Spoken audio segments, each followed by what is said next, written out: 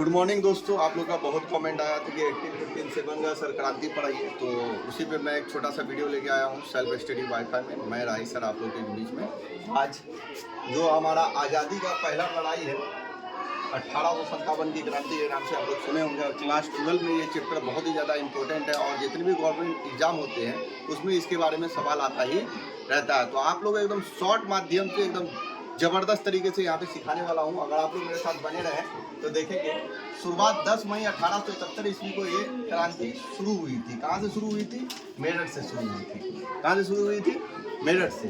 तो दोस्तों इसमें 3 कारण पढ़ेंगे। सबसे पहले देखेंगे इसका प्रमुख नेता कौन है और कौन शहर से है। पहला, इस क्रांति का सबसे पहला प्रमुख नेता कौन है? बहादुर शाह सबर 1 नंबर में आता है। बहादुर शाह जफर जो दिल्ली सल्तनत पे वो राज करता था। दूसरा देखेंगे नाना साहब, और ये कानपुर से थे। बेगम हजरत महल ये लखनऊ से थी। लियाकत अली इलाहाबाद से। और रानी लक्ष्मीबाई आप लोग इसके बारे में सुने होंगे, झांसी से है और बहुत ज़्यादा अंग्रेज से लड़ने में ये अपना योगदान भी दी है। लड़की के नाम पे एक महान क्रांतिकारी के रूप में भी ये आज़ादी के लड़ाई में साथ दी है भारत में। कदम सिंह ये भी मेरठ से है दोस्तों। तो ये हो गया यहाँ के प्रमुख नेता और प्रमुख शहर। आपको ये एक ऑप्शन दे देगा कि दिल्ली सल्तनत पे किसका राज था, तो बहादुर शाह जफर का था।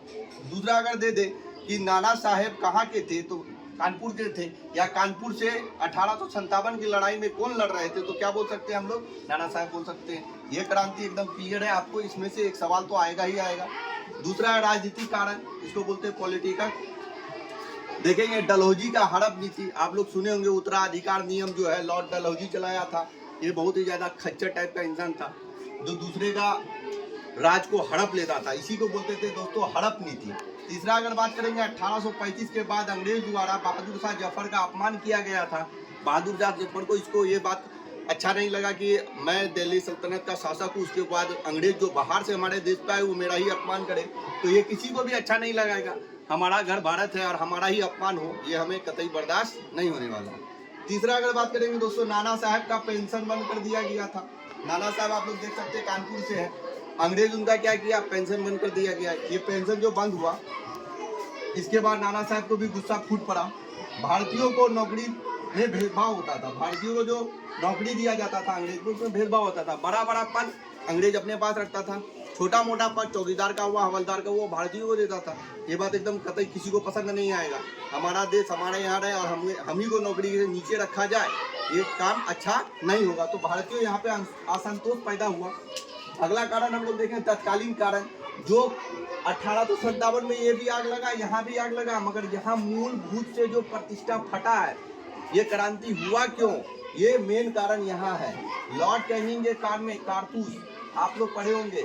एक बंदूक आता था इनफ्लीड राइफल, उसमें कारतूस इस टाइप का होता था, उसको खोल के उसमें भरा जाता था बारूद, उसके बाद वो फायर किया जाता था। तो इसी का प्रयोग जब हो रहा था उसमें गाय एवं सुअर की चर्बी मिली हुई थी, जिसमें हिंदू और मुस्लिम दोनों का संतोष होगा। जाहिर सा बात है हिंदू के लिए गाय माता है और सुअर मुसलमान के लिए हराम है, ये दोनों कभी यूज करेगा नहीं। इसमें क्या हुआ? भारतीयों की एकता में बल आया और हिंदू मुस्लिम सब मिलकर साथ में लड़ाई लड़े। किसके क्रांति में? 1857 की क्रांति में। ये जब लड़ाई हो गया तो इसका परिणाम क्या आया दोस्तों? कि आखिर ये जो लड़ाई हुआ 1857 का, इसका परिणाम क्या आया है? इसका परिणाम यह आया 1858 के अधिनियम द्वारा भारत में शासन का अंत हो गया। 1858 में भारत में ईस्ट इंडिया कंपनी भारत में 1600 ईस्वी में आई थी, आपको पता होगा। ईस्ट इंडिया कंपनी भारत में कब आया था? 1600 ईस्वी में आया था कलकत्ता में। उसके बाद ये 1857 की क्रांति में इसका क्या हो गया दोस्तों? अंत हो गया। इसका क्या हो गया? अंत हो गया। दूसरा, महारानी का शासन खत्म हो गया। आप लोग सुने होंगे महारानी एलिजाबेथ जो ईस्ट इंडिया कंपनी को चला रही थी। जब ईस्ट इंडिया कंपनी ही नहीं रहा तो रानी कहाँ से रहेगी? रानी का भी शासन खत्म हो गया। गवर्नर जनरल का पद को समाप्त कर दिया गया। इसके मतलब यहाँ से अब गवर्नर जनरल पद कोई बहाल नहीं होगा। तीसरा, भारत राज्य सचिव पद पर बनाया गया कि भारत में जो भी सचिव होगा अब भारत के राज्य का ही लोग उस पर शासन करेगा। तीसरा, भारतीयों में स्वतंत्रता भावना जागृत हुआ। अब यहाँ पे 1857 को जो बोलते हैं आज़ादी की पहली लड़ाई इसलिए बोलते हैं क्योंकि इसमें सभी भारतीय एक साथ मिलकर युद्ध किए थे, लड़ाई किए थे, मगर सफलता उस समय नहीं मिली। आगे जाके 1947 में मिली, सभी को पता होगा। क्रांति का प्रतीक चिन्ह क्या था? रोटी था। इसमें क्या था दोस्तों, क्रांति का प्रतीक चिन्ह रोटी था, जो हर भारतीयों में जो रोटी कपड़ा मकान जो हमारा मूलभूत आवश्यकता है, इसका क्या था, तो रोटी था दोस्तों। और ये बहुत ही ज़्यादा इम्पोर्टेंट है।